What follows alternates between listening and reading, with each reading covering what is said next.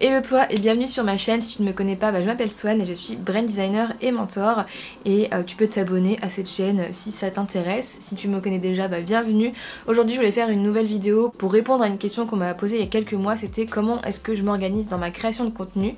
Donc si tu es déjà entrepreneur, entrepreneuse, tu as peut-être choisi cette stratégie marketing pour t'éviter la rédaction de mails, les appels téléphoniques, tout ça, ces trucs qui ne donnent pas toujours des résultats hyper satisfaisants. Donc si tu veux connaître mon organisation, mon expérience, le pourquoi, du comment, etc., et bien c'est parti.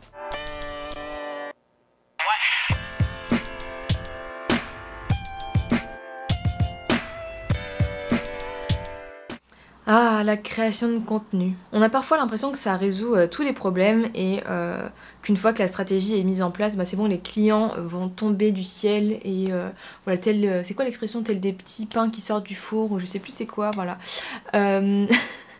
Comme des petits pains, tomber comme des petits pains. Bon bref, que ça va tomber tout cuit, tout cuit comme un petit pain. Non, c'est ça. Bon bref, que ça va tomber, ça va arriver tout seul et que ça va être super simple. D'ailleurs j'en ai parlé dans une newsletter vidéo, c'était sur comment trouver des clients.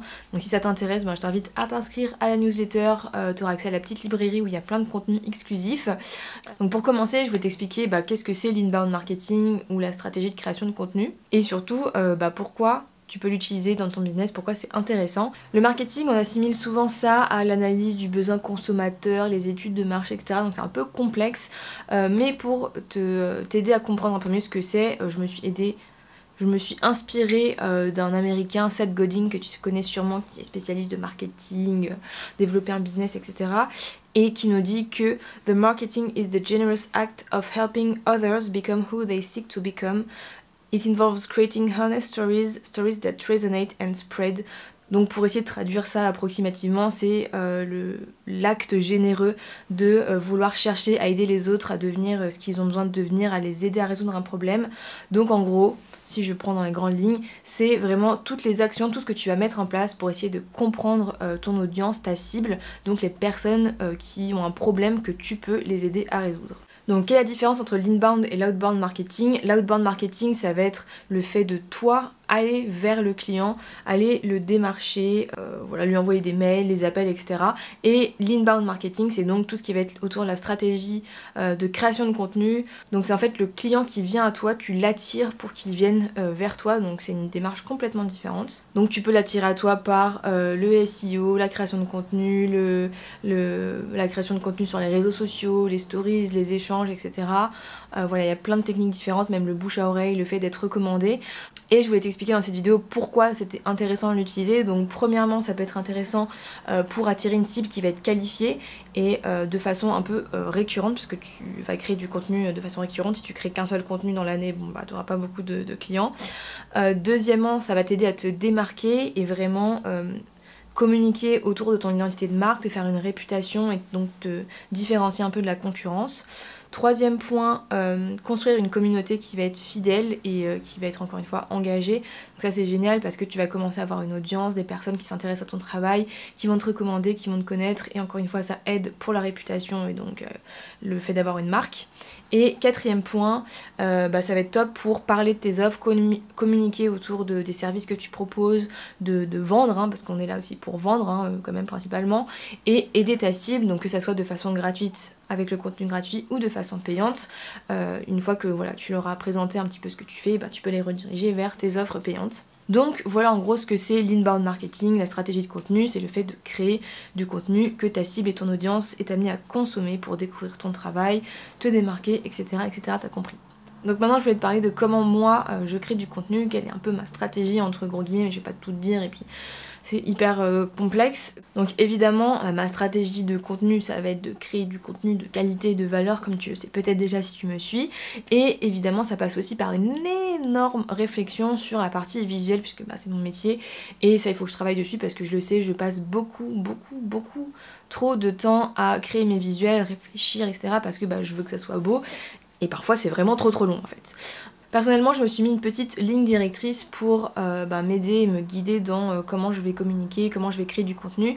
Donc mon objectif, c'est vraiment d'inspirer et motiver les gens à avoir un impact plus fort et plus positif grâce au branding. Donc mon contenu, il doit être frais, positif, inspirant et vraiment t'aider à tout simplement comprendre mieux ce que c'est le branding, te conseiller et t'éduquer sur le sujet tout en restant assez simple. J'ai pas envie non plus de te faire un truc hyper complexe sur le branding. Je veux un peu pas le désacraliser, c'est pas ça que je veux dire,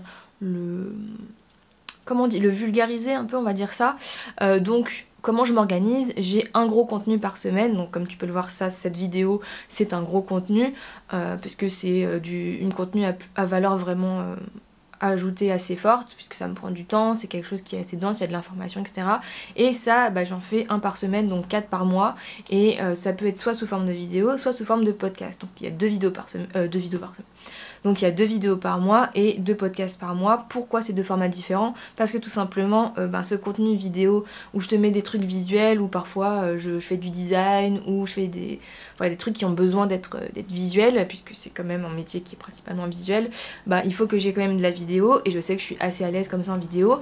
Et je voulais aussi faire le format podcast, parce que je sais qu'il y en a beaucoup d'entre vous qui écoutent pendant qu'elles font leur lessive, leur ménage, sous la douche, comme moi, hein, j'écoute tout le temps des podcasts sous la douche, et je trouvais ça top le format audio pour tout ce qui va être notions clés qui n'ont pas besoin de visuel, pour te partager, je sais pas moi, du storytelling, raconter des histoires ou faire des interviews avec des personnes. T'as pas besoin du visuel, et donc ça évite de créer du contenu qui va un petit peu entre guillemets polluer internet si je le fais à la fois en vidéo et en audio. Bon, moi ça va pas polluer énormément, mais je sais pas si tu sais, en gros les vidéos qui sont, je sais pas, les playlists de musique qui durent des heures et des heures, qui sont en boucle, ça pollue énormément parce que on le fait sous format vidéo alors qu'on n'en a pas besoin, c'est juste pour écouter. Donc c'est beaucoup mieux de le mettre sous format audio, podcast, Spotify, tout ça, bon, bref. Donc voilà pourquoi ces 2 formats, et dans tous les cas je parle de plein de choses, branding, entrepreneuriat, là je te parle un petit peu de création de contenu, de marketing, etc. Donc voilà, c'est le gros contenu à forte valeur ajoutée. Et ensuite il y a des plus petits contenus, des bébés contenus, j'appelle ça un peu comme ça, sur les réseaux sociaux. Bon, Instagram principalement, parce que LinkedIn et Facebook j'ai un peu du mal à m'y mettre à fond, mais voilà, je crée du contenu ensuite aussi sur Instagram, donc des petits posts, des carousels qui parfois découlent du gros contenu que tu as vu là, voilà, comme celui que tu vois aujourd'hui, ou des petites notions que j'ai envie de partager comme ça. Donc si tu ne me suis pas sur Instagram, n'hésite pas à le faire. Et je fais aussi du contenu sur ma newsletter, donc comme je t'ai dit, voilà, il y a du contenu exclusif, des vidéos. Quand j'envoie des mails, c'est de la création de contenu, parce que parfois je parle de mes backstage, je parle de notions, je donne des conseils, donc bref. Voilà en gros la base de ma création de contenu. Et ensuite techniquement il faut préparer le contenu, l'imaginer, le créer, filmer, monter, éditer, programmer, etc. Donc maintenant on va passer sur Notion. Bon, avant de passer directement sur mon ordinateur, je voulais te demander, est-ce que tu connais Notion? Et si tu ne connais pas Notion, ok, tu arrêtes tout. D'abord, tu vas regarder mes précédentes vidéos par-ci ou par-là, je ne sais plus, sur le sujet, comme ça tu comprendras mieux qu'est-ce que c'est cet outil révolutionnaire qui change mon quotidien d'entrepreneur, et puis tu peux revenir à la vidéo. Si tu connais déjà un petit peu, mais tu ne comprends pas trop comment ça marche, tu as du mal à l'utiliser, à comprendre, à te créer un espace sympa, je te recommande la formation Structurer son cerveau avec Notion, qui a été créée par JNJ. Moi j'ai pas fait de formation, mais bon, t'as quelques vidéos gratuites, mais si tu veux comprendre vraiment concrètement avec des explications et tout, je t'invite à regarder en barre de description, j'ai un petit lien avec 10% de réduction, donc si ça t'intéresse, vas-y, fonce. Et si tu connais déjà, c'est bien, bravo, tu gères, team Notion, whoop whoop. Donc c'est parti maintenant pour aller sur mon ordinateur et voir à quoi ressemble un petit peu mon espace Notion pour créer du contenu. C'est parti. Et on se retrouve donc sur mon espace Notion, et on est dans la page contenu. Donc j'ai fait un duplicata un peu de ma vraie page, et j'ai enlevé certaines informations qui sont pas forcément importantes, et de mon business un peu personnel, on va dire. Donc voilà, une petite image, des phrases clés, voilà pourquoi je crée du contenu, à qui je m'adresse, voilà, qu'est-ce qu'elle se dit, ma cliente idéale, comment est-ce que je pourrais l'aider, qu'est-ce qu'elle recherche dans le contenu qu'elle consomme. Ici c'est ma petite ligne éditoriale, voilà les grandes thématiques que j'ai envie d'aborder pour pas me perdre trop, et mon tone and voice, donc ça c'est par rapport à ta stratégie d'identité de marque. Voilà, comment je communique, tu vois, c'est assez naturel. Il faut que je pense à te tutoyer plus souvent, parce que parfois je reviens au vous, et voilà, je veux vraiment être une amie, conseillère, bienveillante et encourageante, parce qu'on en a besoin quand on est entrepreneur, entrepreneuse. Ensuite, mes objectifs, donc le 10K sur Instagram. Si tu ne me suis pas sur Instagram, follow me. Une page de liens pour accéder à des liens rapides, genre partager ma chaîne YouTube ou autre. Toutes mes idées de contenu en vrac, parce que j'ai plein d'idées, mais voilà, il faut que je les note, sinon j'y pense pas. Et au moins quand j'ai une panne d'inspiration, je peux revenir par ici. Mes groupes de hashtags, un lien pour enlever le background quand je veux faire des gifs ou des vidéos un peu fond vert et tout. Et ici plein de petites notes, voilà, mes objectifs, etc. Et là c'est un truc assez intéressant puisque c'est une base de données, voilà, galerie, où j'ai répertorié les 4 grandes catégories de contenu que je crée, donc voilà, chaîne YouTube, Instagram, le podcast et la newsletter. Et à l'intérieur de ça, j'ai filtré en fait une grosse base de données donc que tu peux retrouver juste ici, donc voilà, tout mon contenu. Donc c'est vraiment un calendrier, ça c'est la base de données calendrier où je viens mettre tout ce que je crée. Et comme tu pourras le voir ici, ensuite dans chaque page de la galerie, la chaîne YouTube, je suis venue dupliquer la page tout mon contenu, mais avec le filtre, juste la plateforme YouTube ou la plateforme Ocha. Bon, ça c'est pour visionner, voilà, je pourrais mettre juste YouTube et comme ça je sais que ici il n'y a pas les posts Instagram, les newsletters, c'est que par rapport à YouTube ou Ocha. En fait j'aime bien savoir chaque semaine qu'est-ce qu'il va y avoir vu que c'est une vidéo toutes les 2 semaines. Mais si par exemple je vais dans ma newsletter, donc j'ai encore ce tableau tout mon contenu, mais cette fois-ci avec uniquement avec uniquement la catégorie newsletter, donc comme ça je vois la semaine prochaine je vais avoir une newsletter qui sort, etc.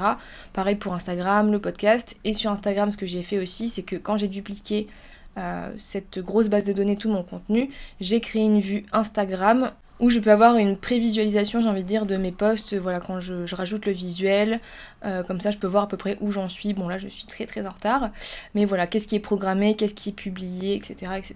Donc c'est hyper pratique. Et à l'intérieur de ça j'ai des templates, mais il me semble que je t'en ai parlé déjà dans les précédentes vidéos. Donc voilà. Et si je descends un peu plus bas ici, tu peux retrouver voilà, la vue sur mon trimestre globalement et chaque mois comment je m'organise, qu'est-ce qui est prévu dans les grandes lignes. Donc là en avril par exemple il y a mon anniversaire, ce mois-ci, le mois de mars, j'avais co-branding, je vais faire une interview positive, enfin voilà. Je mets un petit peu dans les grandes lignes ce qui est censé se passer et quel est mon objectif. Donc là c'était de convertir puisqu'il fallait que je vende le programme co-branding. Et là au mois d'avril ça va être le lien de confiance principalement. Donc voilà, la stratégie de contenu, ça c'est juste pour pas oublier ou pour mon assistante Estelle, comme ça au moins elle sait exactement ma stratégie un peu globalement. Le portrait de ma cliente idéale, donc là c'est une version un peu simplifiée de l'avatar, la fiche portrait client, etc. Bon je pense que tu connais, j'envoie des informations mais voilà c'est un peu qu'est-ce qu'elle pense, qu'est-ce qu'elle ressent, comment est-ce que je peux l'aider, quelle est sa problématique. Et ici tout en bas donc tu as le fameux gros tableau avec tout mon contenu, que ça soit les mails, les épisodes de podcast, etc. Dès que je me dis il faut que je poste ça, hop, petit plus. Mes templates sont déjà prêts, donc si c'est un podcast, j'appuie sur podcast, si c'est un template Instagram, vidéo, newsletter, bon, t'as compris en gros. Et voilà, c'était ça que je voulais te montrer. Donc on part d'une grosse base de données, on en crée des plus petites dans des catégories si tu as plusieurs contenus. Donc voilà, en tout cas j'espère que ce petit, c'est pas un tuto, mais ce petit moment passé sur mon Notion t'aura plu et t'aura peut-être donné des idées pour organiser ta création de contenu. Et je te laisse avec la conclusion de la vidéo. Et voilà, j'espère que cette petite vidéo t'aura plu, que tu auras bien compris comment... Vraiment les ambulances, c'est à chaque fois...